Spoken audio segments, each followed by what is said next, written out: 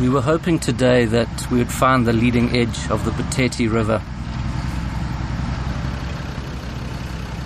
This riverbed has been dry for over 15 years. When we got to it, I couldn't believe it.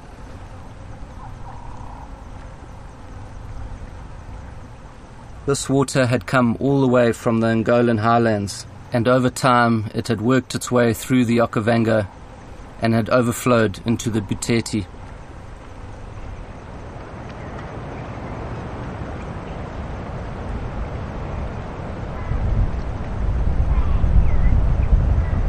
It was strange that the sand hadn't been touched by the water for such a long time. It flowed in the contours of the land. The sand was thirsty. Small fish also followed the leading edge, but I only caught glimpses of them as they were well camouflaged against the brown earth.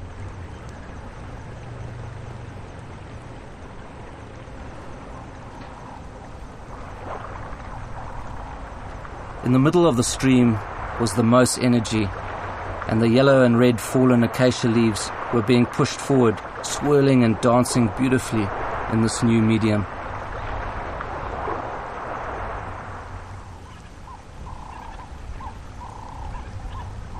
On the sides where there was less current, air bubbles from the earth popped up.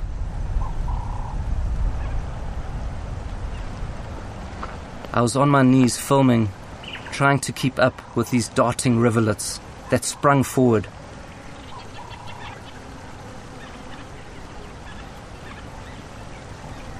And already it was flowing strongly, the earth in front of me being covered by water, sparkling and glistening in the sun.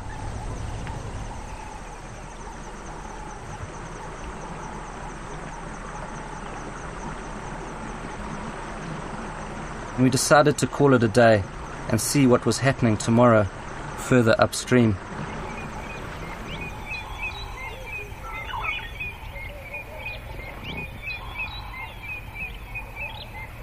With the beautiful sunrise and this huge expanse of water in front of us, I was pleasantly surprised.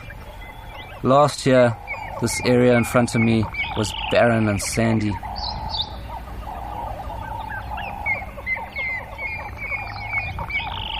Now there was so much water, the zebras and guinea fowl stood and drank almost half a kilometer from us.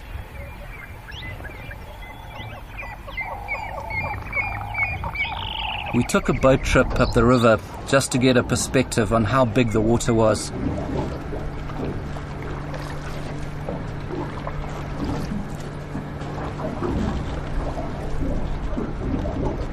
Zebras lined the banks, white-faced ducks perched on the islands, and many species enjoyed their new environment.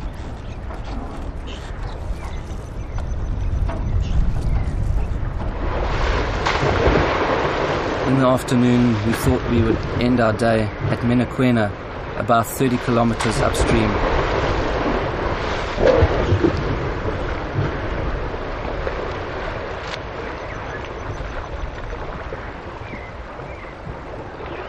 The elephants apparently had been celebrating since the water had first come.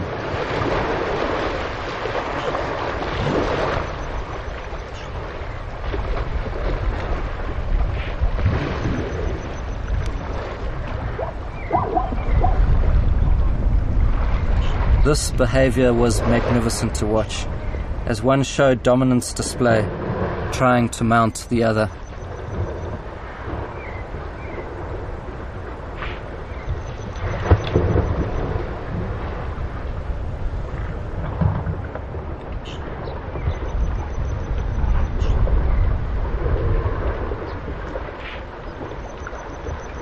Everyone and everything along the Boteti River was rejoicing, the water making the lives of humans and animals a lot easier from what it was before.